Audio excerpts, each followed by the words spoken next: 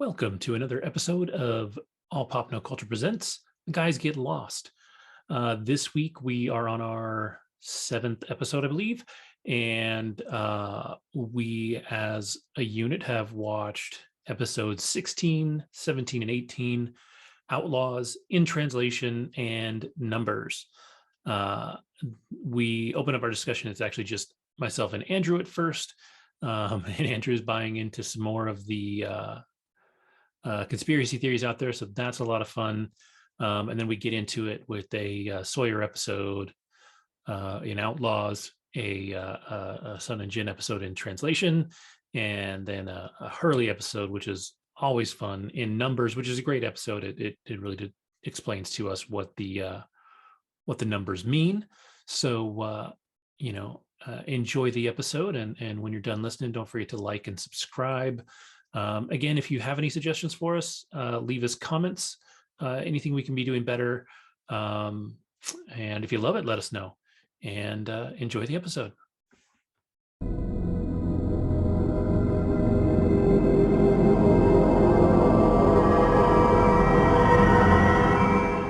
I'm starting to think that this is absolutely some sort of experiment like Lost. And I totally think that what's his name? Locke is in on it. Like Locke is like he's somehow an authority, like he's like plugged into the simulation. Which is probably why when he like could walk in the simulation, he's like, holy shit, like maybe he signed up for this. Like he's like, he's the agent on the inside. But yeah, and how did he know about, again, I'm gonna say it for like the podcast, or like, how did he know about Michael's kid? With the fucking raps, like he's observing everything. So yeah, Locke is in on some shit for sure.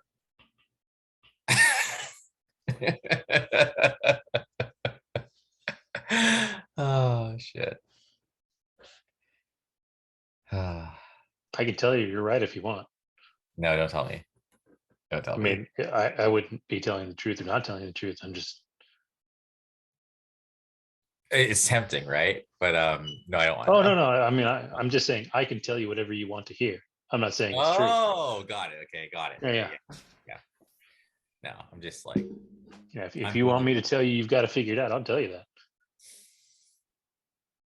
and right when I was thinking about and then the only thing that's really weird though, even their flashbacks are fucking sus as fuck, dude.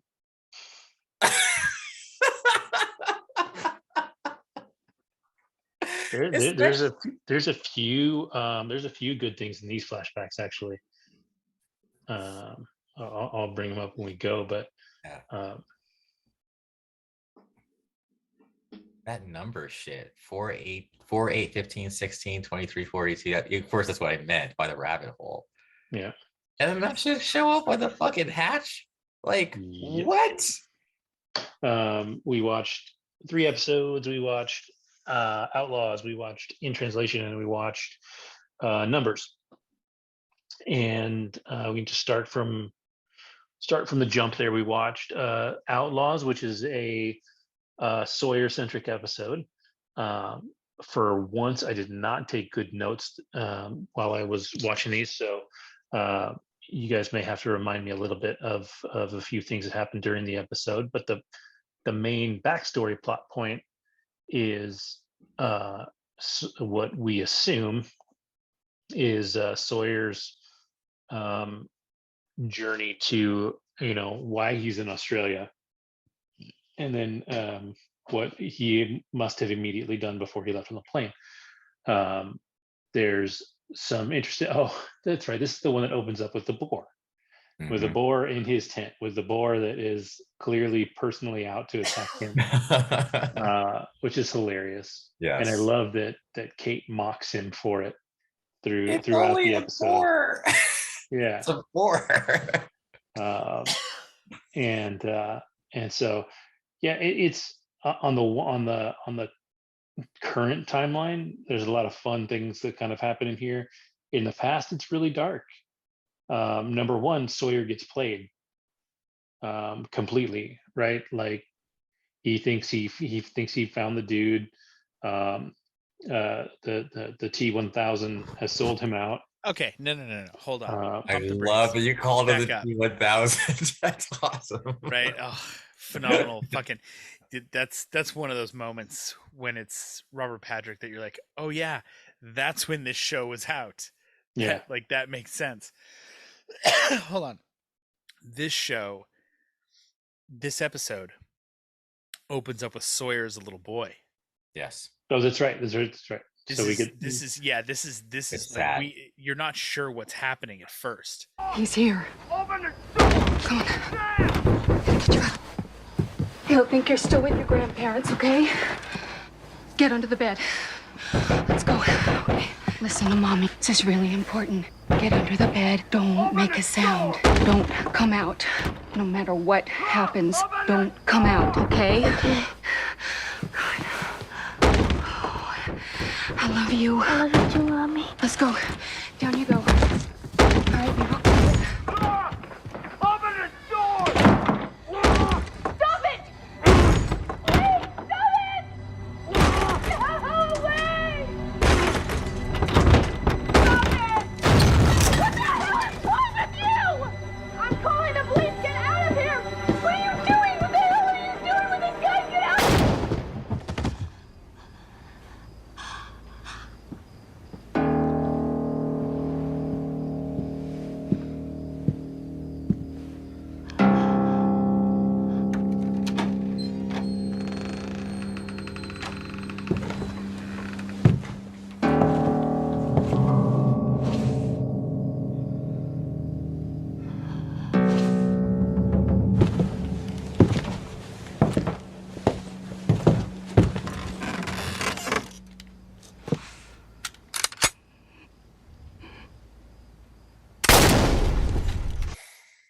This show is I think I've said this every week now, but I understand why this show, forget the mystery side of it.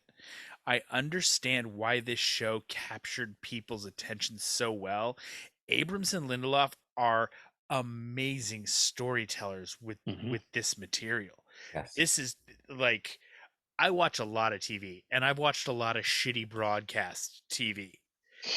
This is like, it's all pre-streaming, so this is television at its best. Like Yes. this is a Yeah. perfect example of TV and TV writing's ability to tell a longer story that, like, I Mhm. know people look at the movies and we look at the Oscars and it's like, oh, the movies, it's, we've been able to boil this story down to 2.5 hours or blah blah blah blah blah. I like, yeah, that's amazing. There's some amazing movies that are coming out, but man, with streaming stories and HBO and Showtime and fucking like all of these movie channels doing their own original programming and all the streaming services getting their own original programming, Lost is that it is the first example that I can think of now that's pre-streaming, that is literally the power of television Yes. as to what it was Mhm. to tell a story. Like Mhm. it's the way they're putting this together is fucking brilliant. Mhm. Because I've watched, so we watched because my 9-year-old, she's hooked now. Like she is fucking all in on this fucking show. And so we watched these three Sunday, and then we rewatched them today because she couldn't wait. Like, she was like, "Oh, it's Sunday morning. Come on, we're watching Lost. We've got 3 episodes to watch." So I rewatched them today, and we rewatched them so that just to be a little more familiar with them. Man, it's disturbing. And I know some people right now are, when I describe this, are going to be going, "That's really inappropriate for a 9-year-old to be watching." Yeah, a little bit, but I'll tell you what, they did it in such a way that the opening scene where the mom is just talking to the kid Mhm. and we don't know who it is yet, and then fucking, she gets, okay, get under the bed, and she goes out and they close the door, and it's just the fucking POV of the kid staring at the crack of light in the door Mhm. and the noises from behind, and bang, here's his mom get shot, or he hears a gunshot, doesn't realize his mom, doesn't know it's mom yet. Door opens, boots, sit down on the bed, and like the kids, like, and again, it's little kid actors are one thing, and all they had to do was make the kid cry, but I swear to God, I felt like I saw the kid holding his breath. Mhm. Like they told him and said, listen, we just want you to hold your breath for 15 seconds. We're just going to get some B-roll that we can cut in here. But man, you're looking at those boots and the gunshot, and it goes limp, and boom, Sawyer wakes up, and it's the boar, Mhm. trashing his camp. Yeah. Okay, continue. Well, yeah, and to continue that idea though, like what Lost is at the end of the day, and through all the episodes so far, and I think pretty much until the end, is a character study, and it's not just one; it's a character study for every single one of these characters, and they're different. Like every character is different. They're all damaged, Like we've seen that by this point. None of these characters that we see has necessarily a happy backstory, um, and it's interesting just to watch what kind of made them who they are. Like we saw with Jack, um, talk stuff about his dad, and then in this episode, to jump ahead because I don't really care about being super linear when we're talking I the bounce episodes. around in all three of these. Um, you get the moment with Sawyer and Jack's dad in the bar. Yeah, amazing. And I love that they had that line that tied it together. That's why the Red Sox never win a series. The irony is that like right after they filmed this, the Red Sox actually did win the World Series. Yeah. Like literally right after this. I think the same season. But that was their thing, right? And so when he says it to Sawyer, Sawyer puts it together real quick. He's like, holy shit. Like, and he has the, again, in a very Sawyer moment, he has the opportunity to do something, to say something. Like he could say something, and then he kind of sits on it and he Sawyers it and walks away. Like he is a filer of information. That is a that is a currency, all right. That's a power. That's something that he wants to hold on to until he might need it. Right. I at first wasn't sold on Sawyer as a character. Like I get it. He's eye candy in so many ways. Like he plays the you've got Matthew Fox, Jack. who is Jack, the strong, silent kind of type. He's clean cut, like he's the Boy Scout. He's a doctor. Then you've got like the dangerous bad boy Sawyer, bad boy. He's a con man, and again, the actor, especially coming from, I hate to say it, but like coming from being a soap actor, and which that's not to say soap actors and actresses are bad, but like there's certain cheesiness that you have to have. Yeah, there's like a thing, there's like it's just a different kind of acting. And to come from that, and I'll tell you what, he's probably one of the best written characters on TV, because you really don't have a lot of sympathy for him until this episode.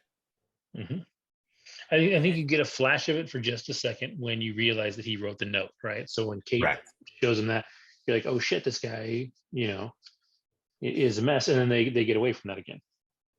But like, if you really watch his character, especially in some of the earlier episodes, really tries to do the right thing. Right. He's just not good at it. Yeah. Or people expect so little of him that he finally says, well, fuck it, this is what you want. This is what you're going to get. Yes.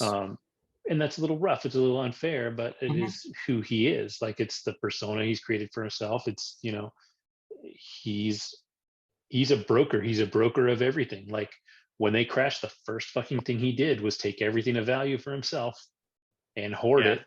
And he's passing it out. That's like when Kate initially goes to him to Help to him go track after the boar. She says carte blanche. She's like, if I help you do this, I get anything I want from you at any time from your stash. And because he's got the goods, he and he knows when to use them. Like he bought his way onto the raft, right? Right. Like so when they're gonna when they were gonna And he still put has his the raft in hands the on a water. gun. He does, but he gives it back. He does. Well, no, but that's where the carte blanche things came from, because that's one of the only things in this episode, if I remember correctly, that isn't Sawyer centric, or that doesn't have Sawyer in it. I don't think there's most of the episodes. And no, I don't think this was. That's one of the things.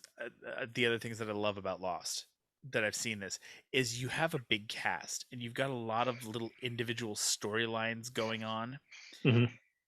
They do a very good job of giving you just a little bit each episode of everybody. Like almost everybody makes an appearance. Yeah, in every there's episode. very few even, episodes where somebody doesn't show up. There are some, and even if but it's they, not common.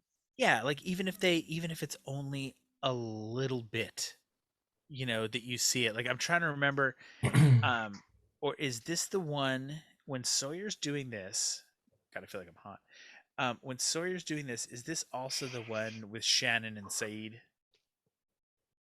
Or is that the next one where that starts to blossom? I believe it's this one. I think it's this one, because at the end of it, yeah, it has to be. I'm not Now, sure. now but you've either got me way, confused because I know it's not the third one, because the third one, Yeah. she's concerned for him when he's going off into the jungle. No, it might have been in translation, actually. I think it was. I think it was in that one. But either way, yeah. but you're talking about basically everyone gets like some sort of screen time to push them forward in the story. Yeah. And I prefer big picture storytelling as well. That's like what I go for. So yeah. Well, and I think Lost did that with their two timelines, which was so fucking brilliant, because you had the character study backstory stuff, and then you have a timeline that is slowly moving forward, and you have a primary story also. And even while those do tend to focus still on the flashback characters, you still see other characters in there, which is the point you're making. Yeah. That they do a good job including everyone, which keeps you interested, because everyone's going to have their favorites or people that they relate to. It's in the show. Yeah, no. Or to hate. add to put a pin of rose on my point that I was actually trying to make, and it just became clear the point I was trying to make after Kevin said that. There's no wasted time. Yes. Whenever you see anyone, I never feel like it's just, oh, we have to put them in this episode. When the characters are on the screen, there is always something that's moving them forward in some way, in some sort of development or something. It's never just that.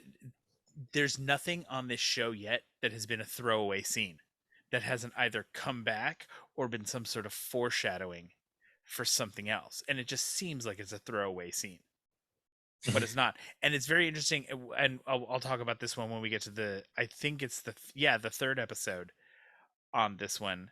My 9-year-old caught something that I didn't even pick up in this and in the series this week, and I think there's a good catch in the second episode too, in the Lost in Translation episode. Good catch in there. The Lost in Translation. Well, we won't jump ahead to that. That was Jen, It may actually be that one that I'm thinking of. Oh, you know what? It is that one that I'm thinking of, because the third one was the big event in my daughter's life this week. Yeah, it's so cute. So what I was gonna say is Shannon, like, even, and it's gonna bleed into something I said like during our break really quickly. But Shannon, when she's showing up with what's his name again? I'm sorry, Saeed. Her whole thing was like coming into her own, like on this island you can be whoever you want, so right now, like, I have a theory, and I was saying this on the break, but I'll say it now because it's relevant. I think Locke is in on this. I think there's some sort of experiment going on this island with all these people, and Locke is like, he knows what's happening from the outside, I think, on some level, and he's observing everyone because like the guide, and like, and there's other, and when we get to in translation, we'll address that even more because he knew something. Like, how the hell did you know, Locke? You know what I'm talking about as far as the bonfire. But anyway, it's like he totally like guided Shannon into saying, yeah, I don't need Boone's permission to like see Saeed. Like, just do your own thing. It's before too. Like he sort of split them up, Shannon and Boone, because he starts with Boone because Boone's all wrapped up in her in his weird broken twisted way. Yes. And he ties him up and basically and she dies, hallucinates her out of fucking existence. Yeah. That was, dude. Okay, yeah, that was that episode I wasn't here for, but that was some weird shit. That's still especially for this, for that era. Like, you actually went there. Like, you went with stepbrother. What are you doing? Like, you went there in 2004. Well, and that's the thing too. It wasn't. It was flipped on its ear though. It was her seducing him at that moment. Like she knew that he always wanted. Yeah, no, she knew. Yeah, but she's like, let's just get it over with so that you can just like stop obsessing over me, basically. But yeah, that was crazy. Yeah. Anyhow. So and then not to belabor the point with Sawyer's episode here, but the conversation in the bar room with before we even get to that, so T-1000 shows up, gives him the information, says this was your guy, this is the guy that conned your parents, this is the reason, and Sawyer buys it hook, line, and sinker for whatever's in that envelope that he gives him is convincing enough, and he goes out there, and for a minute it seems like he's not going to do it, and inadvertently Jack's dad is actually the one that talks him into doing it.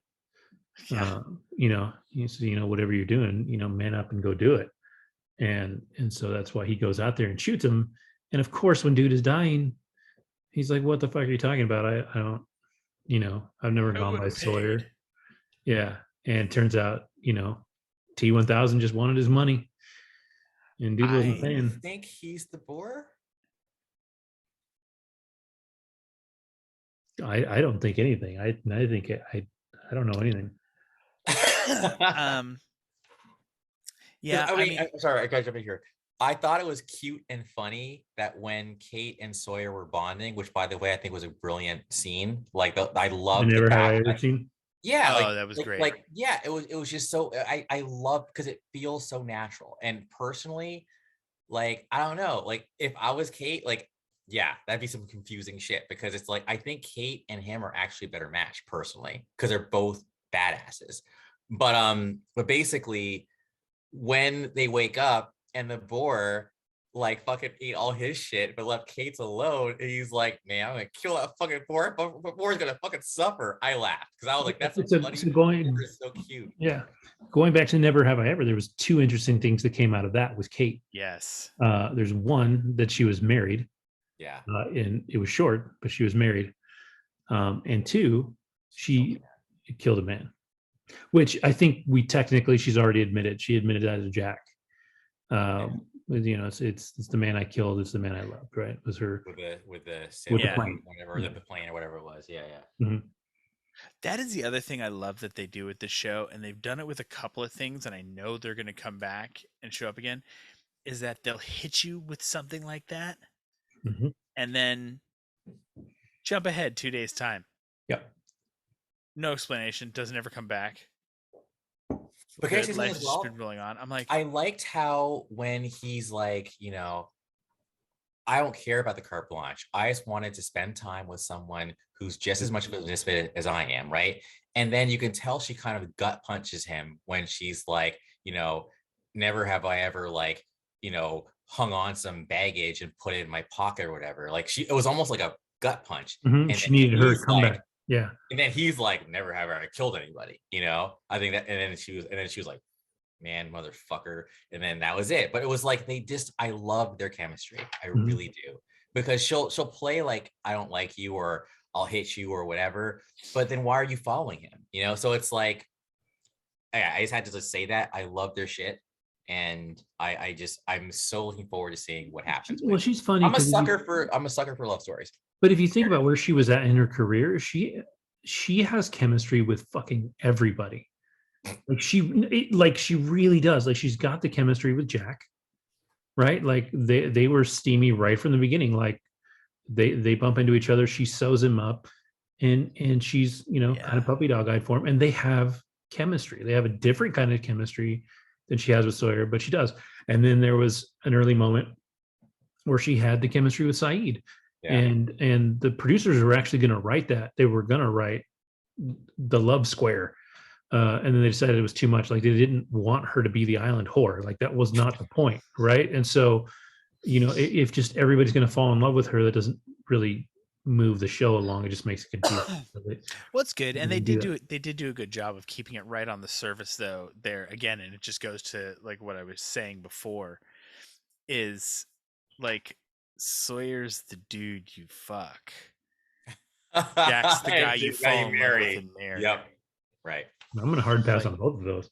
No, you know what I'm saying? But like if I'm the female audience at that point. For sure. And I think they're very good about just in both character look and say like the angel and the devil in some ways, if you will. It was funny too, because like Saeed was the wild card heartthrob too. I remember when the show was on, I had a lot of female friends that were like, "Oh yeah, I know Jack and Sawyer are great, but Saeed," I was like, "Yeah, all right," because he's cool. Like Saeed's a cool dude. Like he's chill. Yes. He's very smart. He's a throw a little dude, barb. He's a good-looking dude. Yeah. And he's actually a good mix of fire and intelligence, right? I was also talking about how these motherfuckers on this show who piss me off are people who are too fucking emotional. So it's like when I see Charlie being his emo self, like always thinking with his heart, not his head, it annoys me. When I see who else did I say who pissed me off? Michael, dude. Like always like, don't be around my boy. Like getting involved in the Jin shit. Anyways, chill, dude, right? Whereas I feel like Saeed, if you piss off Saeed, he's coming for you. Like he'll stab you in the arm. He'll fucking torture you, right? But he's also a smart dude. He's got some sense to him. So anyways, I just had to make that point. I fucking hate Charlie and Michael, but Michael's slowly winning me over, but he's annoying to me. You hate Charlie? Yes, because he's such a little bitch.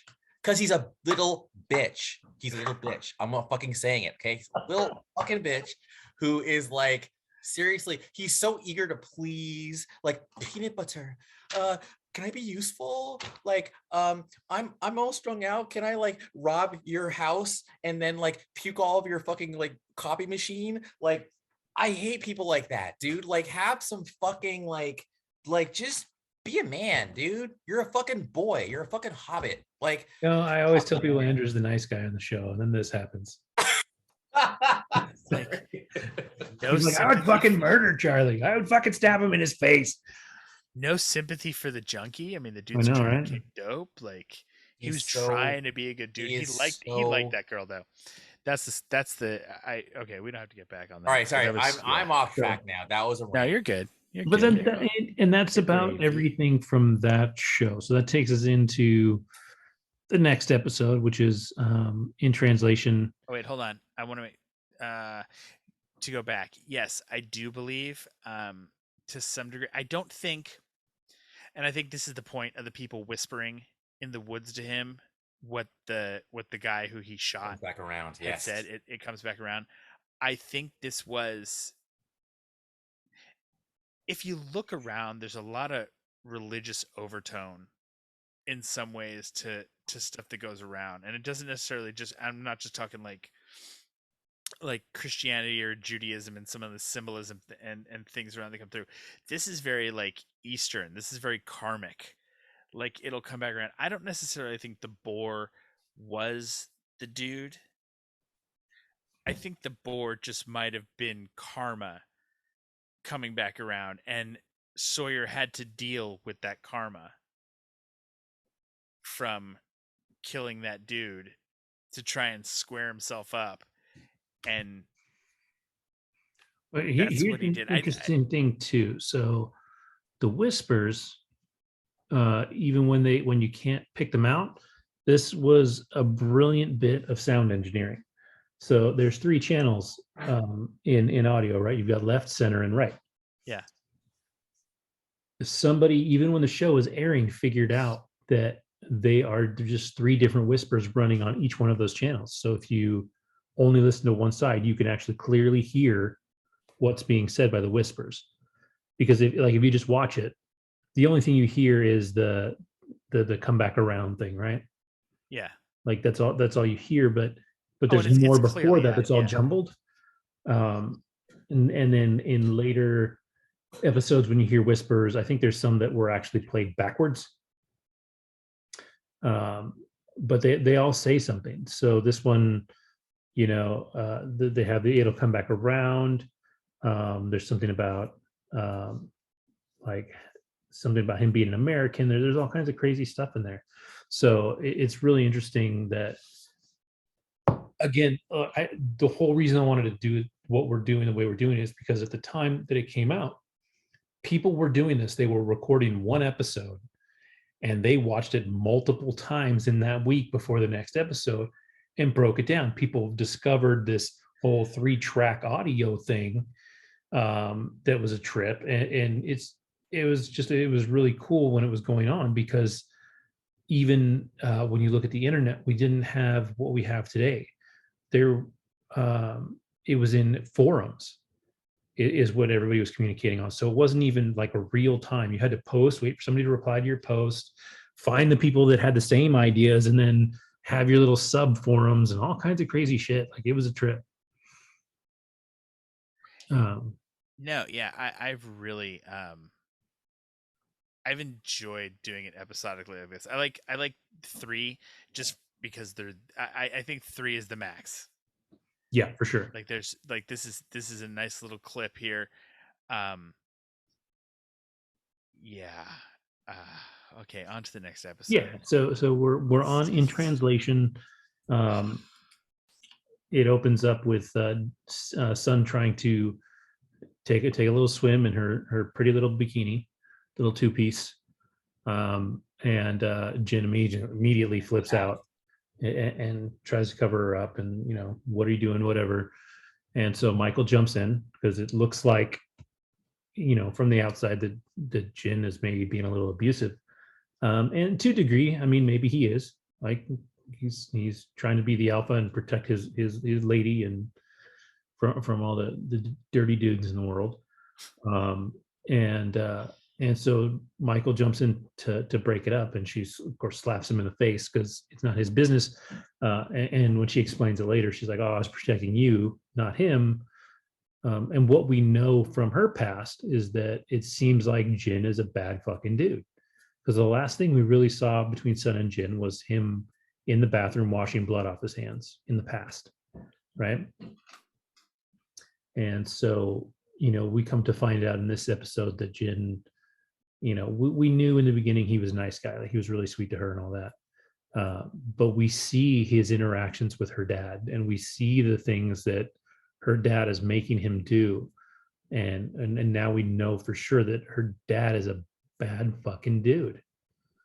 Like you see how she got the puppy, right? Like, which seemed like just a sweet gift before, and it wasn't something that he necessarily intended to get for her. Like when he showed up there, he didn't know what to do. Like he didn't know how to be the bad guy. Like he showed up and this guy was like, I'm sorry, blah, blah, blah. Take puppy, don't do this in front of my daughter, all that.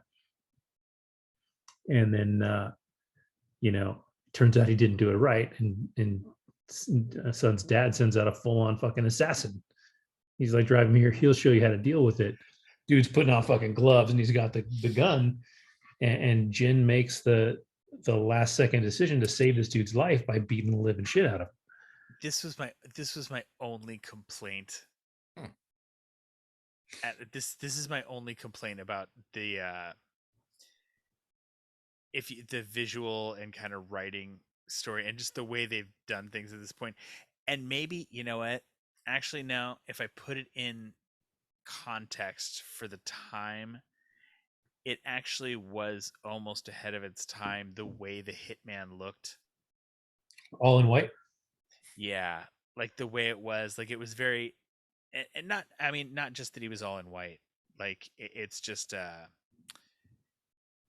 overall visage of an Asian hitman in the suit, like the very almost yakuza businessman style hit. Like it's very evocative of certain anime. Like it's very Golgo yes. 13 to some degree. You know, I think that was a little just ahead of its time. Now that I look at it time wise, because like I was about to say it was a complaint because I was like, that's almost cheesy. Like it leans right into it. And I'm like, you know what? But this show, and this is, I've had to check myself a few times with this. This show is not, we're watching this show 20 years after, 20 years after it was it made. aired. Yeah. So I have to allow to kind of remember what was cool, if you will, back then. Because even though it is like, I don't want to say timeless so far because it's No, but flowed it's through aged very well. It has. It's aged very, very well. And I think in some ways it's almost been a blessing. It just struck me right now. Like nobody had a smartphone that they were trying to hold on to a charge to for long. You know, The closest you have to that is Hurley with his Discman. CD with his which, Discman. which dies in these episodes, right? I It think finally, it's the end of this kicks one. up. I think it's this one, yeah. Yeah, it's the very end of this one. Like that's how it takes it out. You know, yes, it is because I remember I actually watched this twice. Like I said, so these are like really like a lot of these are still really fresh, and I've had a lot of time to reflect on them. I actually found myself I Shazammed the song by Damien Rice at the end both times that I watched it. I forgot that I had Shazammed it before.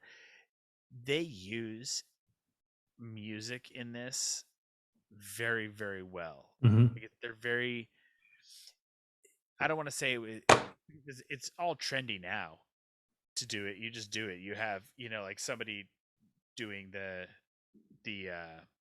music supervision. You know, use somebody's song at the end of your Smallville did that a lot actually. Right. Yeah, like it's a good way you get same time too artists actually. out. Smallville was, you know, it's a good way for emerging artists to get themselves out, like you know, song featured in Smallville, blah blah blah. But now with Shazam, like I find like HBO, I have found more songs and discovered more new bands and cuts that I never knew existed from fucking HBO shows that I Shazam at the end of, like fucking whatchamacallit, Silicon Valley. I was fucking I like every fucking show. I was like, oh yeah. And it actually I realized that actually led me down, you know what? No, we're talking about Lost. I'm not getting us off track. I'm trying to keep it tight. Yeah, I was about to go down a rabbit hole there. I saw it. We're gonna stop. So in translation episode, we know what happened with Jin in the past. We also have the moment where the raft gets lit on fire, and everybody's flipping out about that.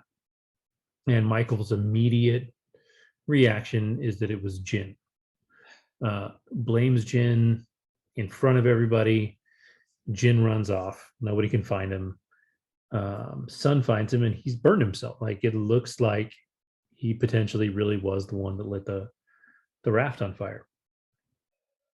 And so Sawyer goes out there and hunts him down and brings him back.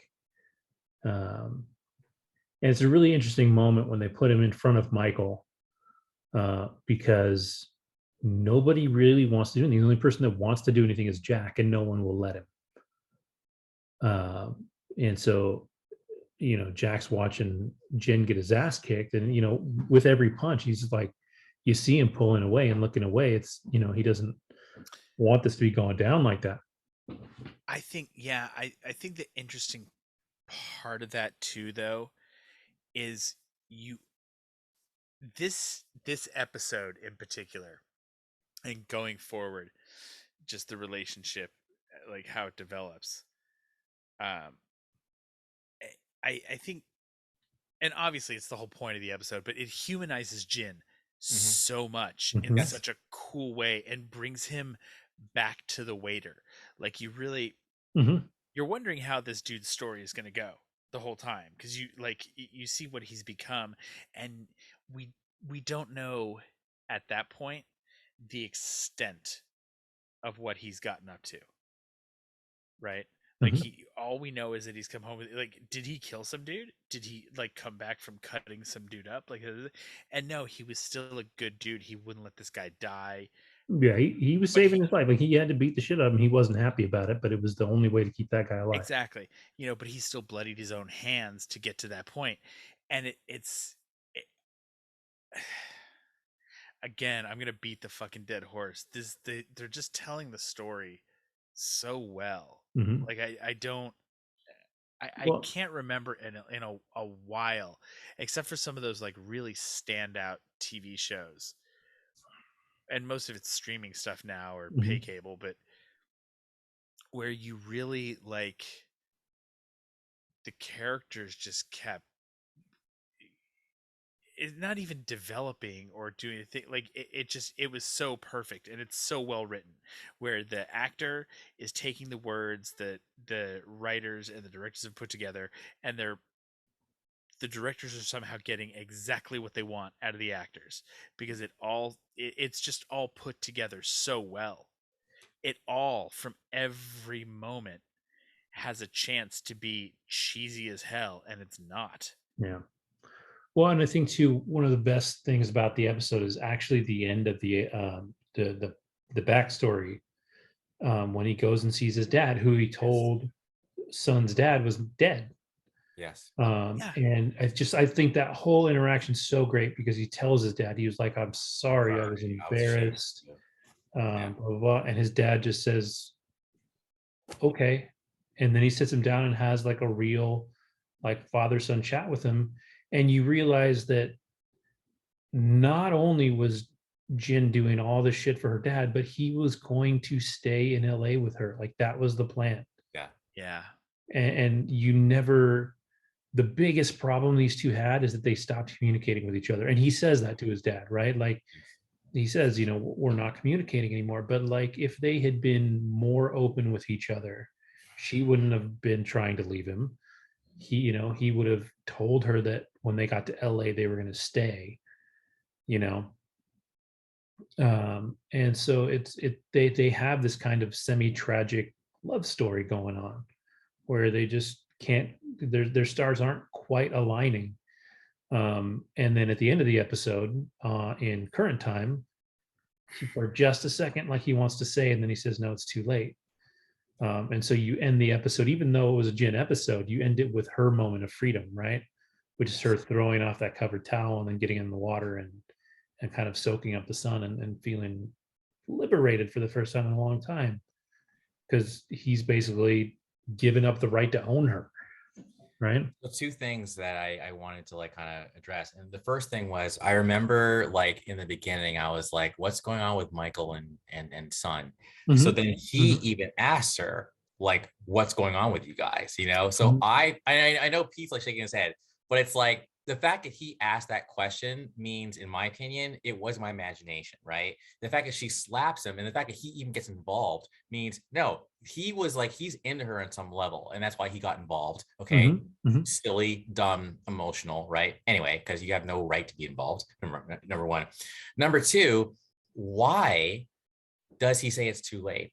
That I don't understand. Is it because she can speak English, and because of that somehow like he's ashamed that he didn't know his own wife spoke English, so now he is like what is, I don't get that. I don't, can someone enlighten me? You married people, like, no, but like why is it that I don't know what the best saying, explanation is for it, but I think that the dishonesty between the two of them, I think, was just too much. I think he just realized that at least where they're at right now, they're not going to work because they can't work. They can't communicate with each other. Even when she goes off on him finally in the episode, she does it in English, knowing he won't understand it. But he just Like still her does. entire dialogue at the end of that episode is in English to him, and knowing that he will not understand it. She said, "I was going to leave you," blah blah blah blah, all of that. He doesn't know what she said. I'm glad that you said that, because I sometimes get the weird feeling that he does understand some of it, because like Hurley will be talking to him or whatever, and he'll actually he'll be like, suit yourself if you want to be a loner or whatever, outsider, and like he'll actually turn around. Like, so fair enough. I was wondering why she was speaking in English. I also noticed how after she, says I can speak English, then all of a sudden you could actually finally understand what the fuck they're saying to each other, because they actually bothered to put the subtitles in. That I thought was interesting. Yeah. Oh, the other one. This was a big one for me that I thought was genius, and part of me wants to actually go back and watch every scene with Jin that it was in. There are moments when you're seeing things from Jin's point of view, or when the camera is focused on him, that they change the audio. And it sounds when like everybody was English bitching about gibberish. him when they had him tied up. Yes, that was great. Yeah, that was great. And you can tell he does like that. The whole point Yeah. is that he doesn't understand. Okay. He doesn't know what's happening. It reminds me. Did you ever see the 13th Warrior No, with Antonio Banderas and the Vikings? I've You heard know of it. what? The That was opening, such the a whole fucking opening scene of turd, that. because that novella was so good. Oh, I love the movie, so you can piss right off. But the opening scene of it is him on the boat, Yeah. and they're speaking, and it's muffled. And as that scene goes on, it's them traveling for an extended period of time. Slowly, they start mixing in words in English, so you slowly hear him start to understand them. And by the end of the trip, he can at least speak passable dialogue with him. And so I think It's a good mechanism. yeah, I'll give I it think that. it works really well. is. So what did your daughter see in this episode? That's what I want to know. What did she see in this episode? If it was this one that I remember, It has to be. she noticed. Well, wait. First, was this the one where you saw Hurley on TV in the background? Mhm. Okay, so there's that one. In the apartment of the dude, or the house of the dude that Jin had to beat up. His daughter was watching the news, Oh, and Yes. Hurley was on there.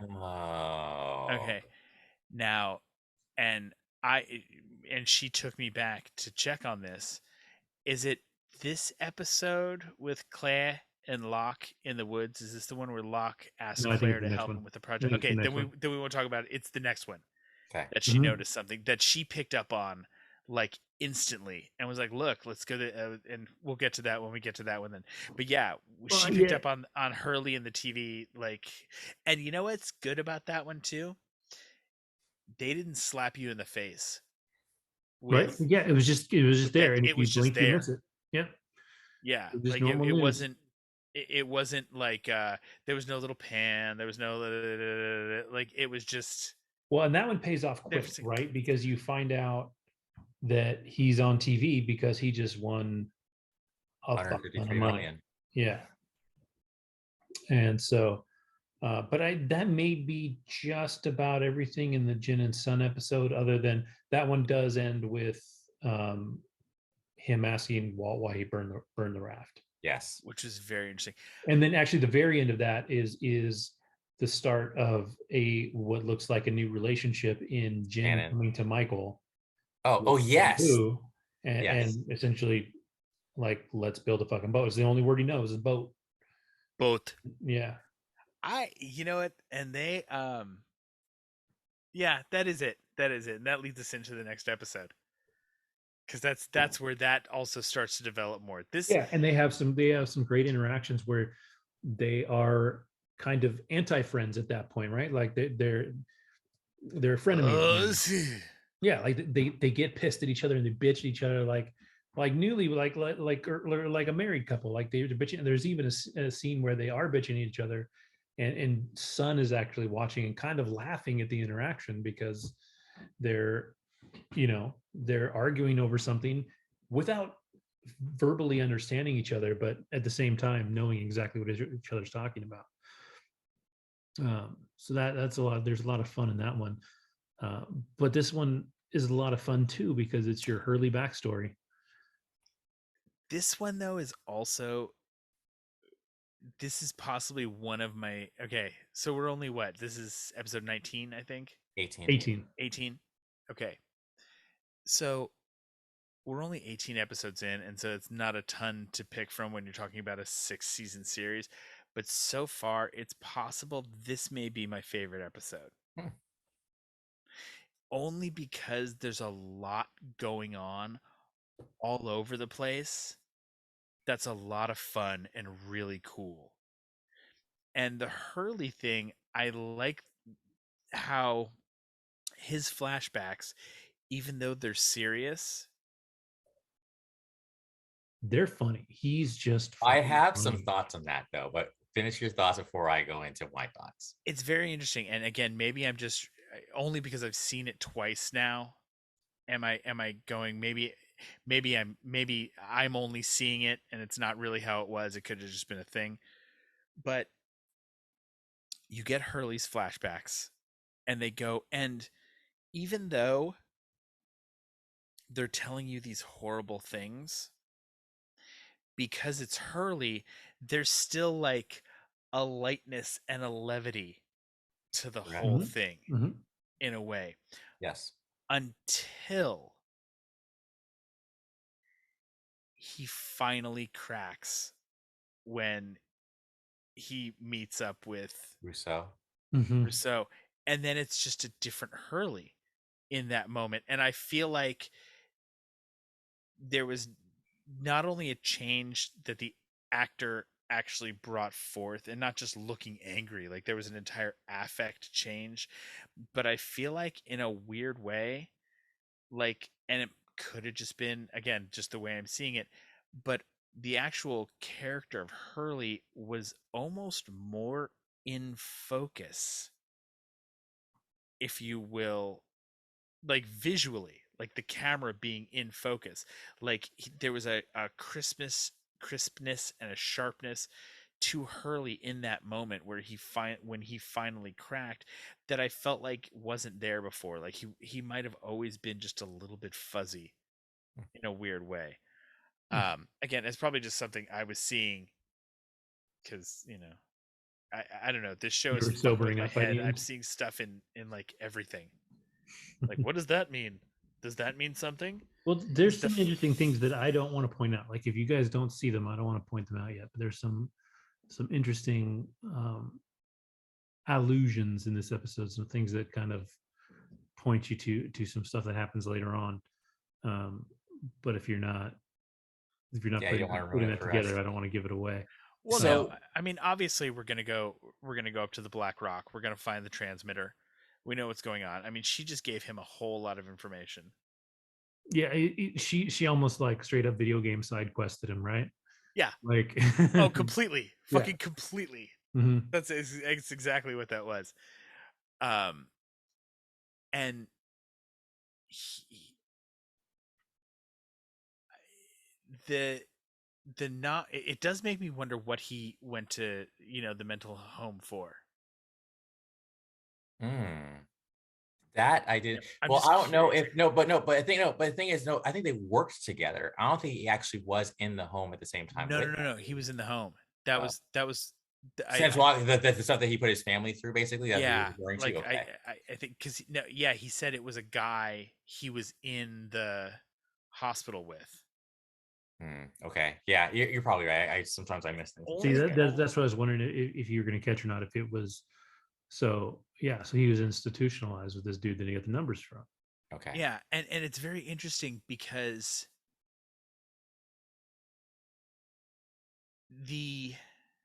and again, we're looking at it through, like, I guess, today's lens and what gets focused on today. But if you look at what the people in the hospital were afflicted with, if you will, for lack of a better term, that wasn't like I'm being hospitalized for severe depression. Like these were non-functioning like schizophrenic type. adults. Yeah, like or highly schizoaffective medicated, at disorder. least, yeah. Yeah, like they can't function outside of these walls Mhm. enough to live anything near a normal life.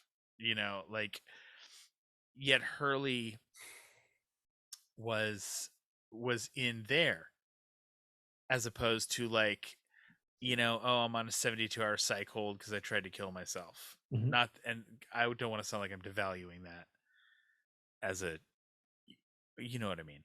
Yeah, we do. It's very interesting to me. Like, it makes me wonder what else went behind there, because that can't be everybody else. We get a double dip on a story. There's got to be more to Hurley. Like, what brought Hurley to the point that he would play those numbers? Why was he in? Like, I want more of that. Man, that fucking guy, and every list of things that like went bad with the cursed numbers that he went, just kept getting increasingly worse. Oh, there's a scene And where when he's the in there with his cops- lawyer and the dude jumps off the building. Or everybody's like, do not change those lights. that was oh, actually God. but in that Yeah. scene there's another interesting moment. Did you catch in the lawyer scene? Oh yeah, it's the box company that Locke works at in Tustin. He owns the company that Locke works. I've seen it twice, Andrew. Yeah. I don't think I picked that up the first time, because I remember on the second watch when we watched it, like pointing it out to my wife because she was watching this episode with us. It slips right by you. It goes real quick. But I have learned in the flashbacks, almost nothing goes to waste. Okay, so just always pay attention. Moving forward. There's always something somewhere. Something Okay. he loves to tie. That's the other thing that's so amazing about this one, and it's more than just a 6 degrees of separation. It has to be. Every one of these people's lives, to some degree and in some Intertwined. way, has intertwined. Even if it's only Hurley was on the TV in that moment, Jin turned and saw him on the TV at that moment. Jack talking to Sawyer talking to and dad.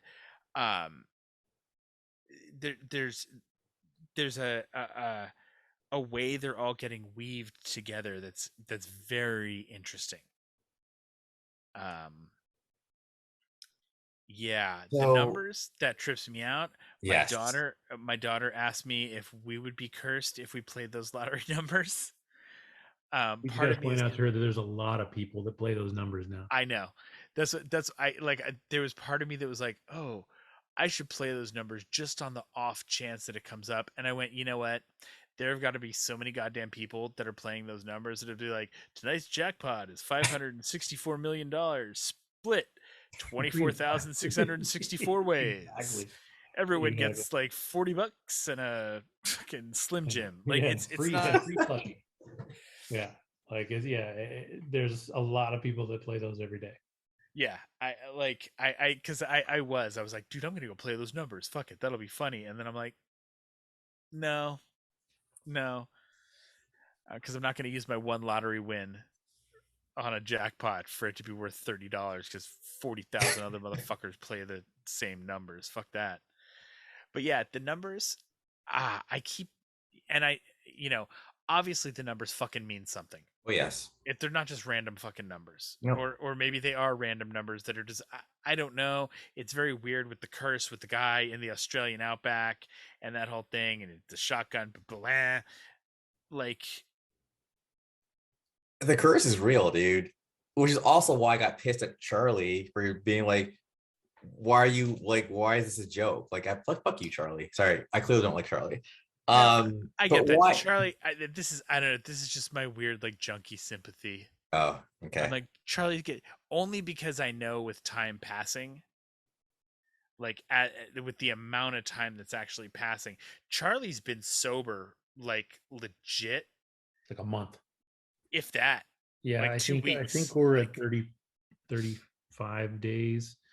I can tell you for sure here. Hold on. yeah, and Charlie, is there like and I don't actually want to know this, but there's like a lost timeline thing somewhere, isn't there, that you're referring to? Oh yeah. That's hilarious. Of course there's going to be. I've been very, you know what? I've been very, very good because I've wanted to like do what I do with Yeah, so much other we're TV. on day 35. So when that episode starts, we're on day 35. Okay. And he hasn't been clean that entire time, right? Like he was still sneaking some here and there when they first got there. So he's roughly a month clean. Yeah. And so this is, I will say this. This is the first program I'm actually really trying hard with this one. I've only looked at the IMDb because I wanted to clarify an actor's name and it kind of sucked me in there. So I know some episode numbers, so I'm like, oh, okay, you're blah blah blah, right? I digress. It has been so hard not to Google information about the show because I don't want any spoilers Yeah, that I can avoid.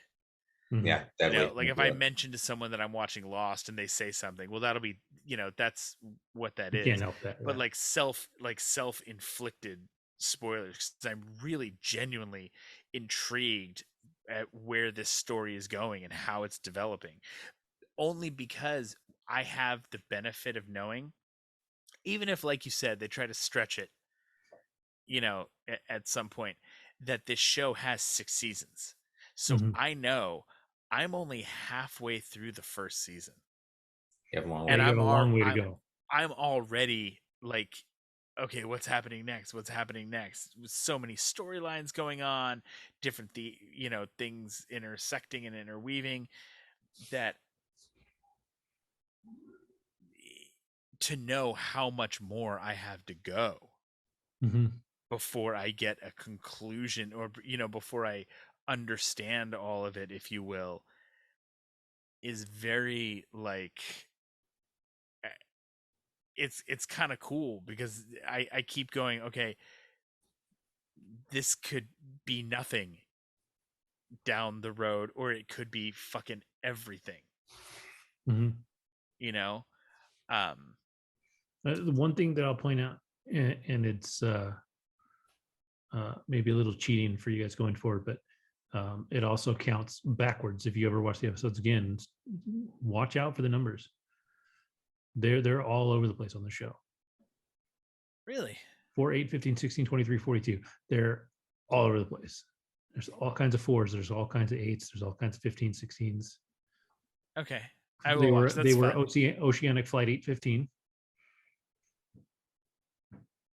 Okay. Okay.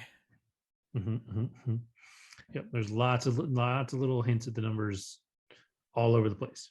Okay. It's fucking crazy. They will pop up more. They popped up in the past and you didn't know they were numbers. You know what I mean? Like, so, but my whole thing again is like the whole rabbit hole thing is like, why is it on the hatch? I mean, I also know what they want us to do, but I'm still kind of like, okay, what's in the fucking hatch? And I'm really excited now because I'm actually looking at, like, the reason why I can talk about the show is because I actually have Wikipedia pulled up and they have like an episode summary. So that's why I know that the next episode is 19. I know the name of it. And I know that it's like a Locke episode. So I'm ready. I'm not reading anything beyond. I just know it's Locke. I'm not reading anything else. But I'm just ready, dude. I'm fucking ready. I was gonna say something, but I forgot what I was gonna say. It's like now 3:16 because it already flipped. So at this point, besides it being an experiment and all Locke's fault, you got any theories? I mean, because I've been kind of theory resistant. I'm more just kind of like just going for a ride, but I just, because I just think that, again, as I told you before, I think some of the background stories are sus because I just can't believe that, like, and the other thing I was going to say, and wherever, like, I'm just going to talk, and if this makes the show. I'm a little sensitive to the idea that when it comes to the big guy, it's got to be funny. Like, I feel like being fat shouldn't be comedy, and I felt like, Hurley's story, like, even though people are dying or like this curse thing, but it's just maybe it's a joke in a way. It's like, how do I felt about that? But anyway, that's what I'll put that to the side. I tried to put that out there, but no, I don't know if I buy that a curse could really happen. I think that this seems a little too fantastical. So now I'm thinking everyone in the simulation is almost being fed like these backstories. Like it's almost like it has me thinking about simulation. Like maybe this is a simulation. Like Elon Musk talks about how we're living in a simulation right now, or the Matrix was a simulation. Maybe this is a simulation, and you can die in a simulation. Like the boar, like I do think the boar was like telling him, like, it's okay, you killed me, I came back. Because even Locke, I think it's Locke who tells that story, or someone tells a story about the dog. Locke, yeah. And yeah, it was Locke. So the fact that Locke Over seems to coffee just that have he this, found. yeah, that Locke seems to have this wisdom that is, it's Okay. yeah. Real quick, I'm going to interrupt because speaking of Locke, this was the thing in this episode that my daughter caught. Awesome. Well, It was interesting. okay. The crib Yep. that Locke makes her is the same crib from her bad dream. I just gotta chill. My 9-year-old picked it. She is, of course, obsessed with Claire. Like Really? it's become a joke in our family. She loves Claire and the baby. She loves that whole storyline where Claire got kidnapped. Like that was all very, like, I had to, before I looked ahead in the episodes on the thing. I think I brought this up when we talked about this last week. I had to text Kevin.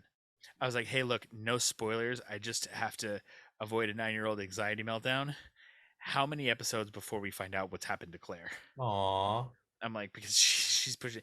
Well, it's become a family joke because so much of Claire's interaction is all with Charlie, and the way he says it, she will alternate, and she's not doing it to be funny, but she'll say it just like Charlie, and she'll be like, "Wait, what's going on with Claire?"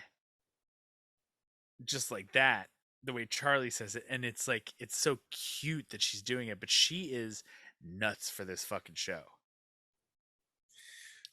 Like, the only thing I thought when that was like, how did you not know that was a crib? Like, are you serious right now? Like, it was just flipped upside down. Stop the madness. Like, it's a fucking crib. Like, that was the one, yeah. Like about halfway through the day, I would have been like, "Bro, you're building a crib?" That's so sweet, because at that point it's very obvious. I want your help. I'm building a crib for you. That was a little off, but I went, you know what? Yeah, I don't. She's caught up in the Locke trance. I don't. So we're talking about Locke now. Okay.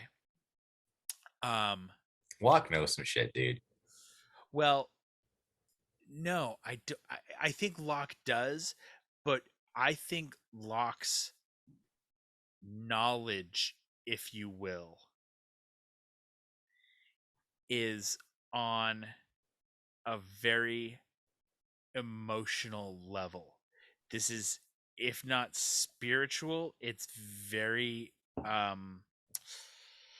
metaphysical in a way for him. He's in tune with the island. I think he understands some things about their situation that the others don't. I think he understands there's a mystery. I think he understands, like, he brings it up when in the last episode, when they're all getting mad, and he brings up that There's other people you're on all the concerned island. fighting each other. Yes. There's other people on this island. We're so quick to point the finger. But that was other. a misdirect, because the whole time he's like, fucking Walt, dude. Yeah, you know, like, yeah, he knew it was Walt. It was a misdirect, but at the same time, he's making a point though, like they do all know that there's other people on the side, right? And like, nobody's, yes, he was like, misdirecting, but he was misdirecting with a grain of truth, which is the most effective way to do it. Yeah, the most effective way to lie, period, is to make sure there's some truth in there. Yeah. But I don't think. Do you think anyone's in on it? No. Okay. No, I don't think there's. What's your theory so far? So this is where it gets tough, because I do remember, and I've tried to avoid this to some degree. I do remember, because I read some stuff back during the Game of Thrones debacle with their series finale. That Lost was one of those weird series finale, because you don't know, like people didn't know if they were dead or if it was alive or was this all weird fever dream or if this was heaven or hell. Like I remember reading something about that. And also one of my fave Apatow comedies is This Is 40. And Lost figures very prominently in This Is 40 because Iris, the daughter, is trying to watch Lost. She's obsessed with the show. And she gets the grandfather obsessed with the show. And so I know there is, or at least one of the theories is that there's some sort of metaphysical component to all of this. At the same time, like we've already discussed the idea that this is purgatory, right? Which that is they're my all original dead. theory. You know, that's why the other survivors either, you know, the other people that died either went to heaven or hell, and these people, which makes sense to some degree as a theory because each flashback gives us a little Flaws. piece of something that people are having to work through. past. Yes. Sawyer's kind of worked through the fact that he killed a man because the guy, you know, his whole, What did Jack do though? So there's the interesting one. Jack has guilt over his father and betraying his father. And then his father spins out of control, goes off on this bender. So he feels like he killed eventually his dad, dies. basically. So Yeah, he yeah. feels like he's responsible for his dad's death. That's why it's very the emotional impact of Sawyer not mentioning that he talked to his dad is so much more there. And so he met Sawyer's dad in those final days. It's when he's lost his wallet, so he's already left that hotel room that Jack goes to visit. Yep. And there was only a day or two in there, so this is like when he's about to die, right? So Sawyer is the last person that we know, right, that has seen him alive. Okay, fair. So we've got that going on. I think I'm so not ready to make a theory about anything yet until we have contact with other people on the island and we know a little bit more about that. I think there's just so much going on and there's just so many unanswered questions that are up there and so many, not even just little mysteries, big mysteries. You know, I mean, numbers with Rousseau and Hurley, that was just a fun exchange when he hugs her. Yes. When Finally, someone crazy, believes like that. me. And she's like, she let it happen. Like she didn't even like fight him off. She's like, okay, where's this happening? Well, but that's what's the amazing part is the significance of those numbers, and that they're stamped on the shed. It's the numbers that brought her ship there originally, And she knew it. this other group of people. They changed the transmission. Like we've suddenly got some history on these people. Her crew. There's a sickness that came, but she says the sickness. She doesn't say disease. And I know there's the translation from French, you know, so it's a little, but it's very interesting that she doesn't say then the other crew got sick. It's very pointedly the sickness. And that's a very broad statement because Ethan was out of his fucking gourd. So that's and I like we don't that. know, and we don't know what he did with Claire. Like for all intents and purposes, Claire comes back to them missing her memory. Yes. But unscathed. She still has her baby. She's a little roughed up. But I mean, not to get all Law and Order SVU, like if a bunch of people had been like raping her for days on end, there'd be like physical signs and manifestations of that.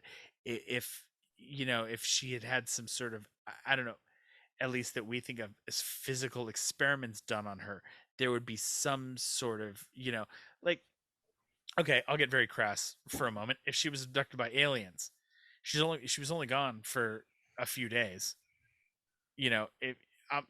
I would assume that if you were anal probed by aliens, you're gonna feel that a couple of days later. You know, like if they were doing some weird shit to her, there would still be some after effects to that later that she felt other than the memory. So I mean, Which is why, on some level, again, this is complete hogwash speculation. And I admit this, okay? But I almost have this weird whack theory that like maybe she was getting too close to the truth. So she was pulled out of the simulation. They fucking wiped her memory and threw her back in, dude.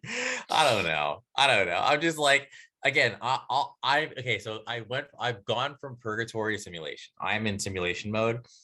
And I can also buy people saying, if it's this fucking simulation, this is bullshit. Because again, I also know all I know about Lost is great show. J.J. Abrams was behind it, and the ending was fucking like it angered so many people. That's all I know. All I can tell you is that the people that were always Weren't people that paying were angry attention. about it were the people that weren't paying attention. Yeah, okay. So which is a lot of people. it answers the questions that you need to answer. So I'll tell you that. Like, if there's a certain question that everybody asked when it was, or not everybody, that a lot of people asked when it was over, and those are the people that didn't like the show, and that question is blatantly answered in the finale, like Okay. openly answered in the finale. And you know I'm down. That's why I'm watching it. I'm in. So I'm hooked. yeah. Like even I mean, if tomorrow the show imploded and we all said, "Fuck it, we don't want to do it anymore," I'm still like, Yeah, on my own. Well, At this you point- have to finish at this point. Yeah. yeah. At this point, I'm in. Like Yeah. I just wouldn't limit myself to 3 episodes. Like Yeah. And then you start Yeah. watching. Yeah. I would just Hardcore. burn through the show. Yeah, like I again, I like the way we're doing it though. Yeah. Because it does build a little bit of It does, like- but it's just fun to talk to somebody about it before you know everything, right? Like yeah, you hear, the idea that it's a simulation. You hear Andy's theory that it's an MK Ultra fucking experiment. You hear, all this stuff. We find out that your daughter caught, 2 things. stuff. We pointed a couple of things out to Andrew that he missed. Like it's cool. Like, and if you just blew through it and you missed something, there's nobody to tell you that you missed it because you're already past it, right? yeah. And so yeah, it's cool. And then next week we get a Locke episode, a Jack episode, and a Saeed episode. Excellent. We That's get, going to be a hell of a lineup. yeah, we get the big boys. We get some backstory. We get some crazy shit going down, as if the stuff that has happened so far hasn't been enough. We're going to crazy town. Excellent. Some stuff that you wouldn't see coming. So Woohoo! yeah, Ah, I'm- Jesus. I'm excited, man. And then I think actually the next week, even though it's technically 4 episodes, the finale was 3 parts. So I saw that. I think we should. When we get to that, maybe we'll just either split it up into 2 episodes or just watch all 4 and finish the first season, because it is technically 2 episodes, even though 1 episode is 3 sections. We can figure that out next week, but Yeah. we're not there yet, but we're getting there quick. We're already almost done with the first season. Right, Pete. Yeah, Right. I really I like Yeah, this show has. It's rare that someone says something is amazing that I watch it that and it lives up to it. it lives up to it. And that's not to say it's not amazing to that person, because I know a ton of like I have a ton of shit that I tell people to watch and they watch it and they're like, "Meh." Why'd you do that to me? Yeah. So Yeah. I'm like, I get that, if somebody's really into something and they tell you to watch it. But this lives up to it. Totally random, but 2 things. So I love how, okay, first of all, Michael Giacchino, or I think it's his name. Yeah, He's Giacchino. everywhere. Was that? He's directing a movie. Well, he's directing a movie, but I was going to say he scored The Batman. Mm-hmm. He scored Lost. He scored Spider-Man, No Way Home, and he's scoring Doctor Strange. So it's like this mother effer is all over my fucking shit right now. Number one, He's the new John Williams. I was Hans gonna say Zimmer he's the type heir guy. apparent because Yeah. John Williams is getting up there. Or actually, I'd say John Williams different, and though, Hans like- Zimmer, and then Michael. So Hans Zimmer was for a while there also. Yeah, everywhere. yeah. Hans Zimmer go around. Drew Goddard, he directed Outlaws. And I like Drew Goddard because he's the guy behind Cloverfield. He also did World War Z, and he did Cabin in the Woods, which I think is a phenomenal horror film. And he also created Daredevil for Netflix. I'm looking at it right now. So that's so Lost has a lot of heavyweights got their start in Lost. Also sad, but I saw the name Daniel Atias. He directed Numbers. Now I only know that name because I went to UC Santa Barbara, and unfortunately, sad note, but his son David Atias was the guy who ran down 5 people in Isla Vista, killed them, called himself the Angel of Death. Went to prison, but then was put into an outpatient mental facility. And I think now he's out. But I remember learning, like when it happened in 2001, I just left UCSB. This is a big deal. Like, and UCSB's had 2 mass murders, which is crazy. The other guy was that guy, Elliot Rodger, who was like the incel who killed all those people. Anyway, but yeah, it's crazy. I saw Daniel T.S., that name. We're going to end this podcast on a good note, I promise. We already saw that name. And I was just kind of like, is that David Atias' dad? And sure enough, it is. But anyway, we'll go back to Drew Goddard. He's a fucking man. Side note, the VIN number on that guy's car was 81523. 4, 8, 15, 16, 23, 42. That was the VIN number on David Atias' Saab that he drove in Isla Vista. And I can't believe he made a joke about this crazy shit. So anyway, now he's gonna spit his water out.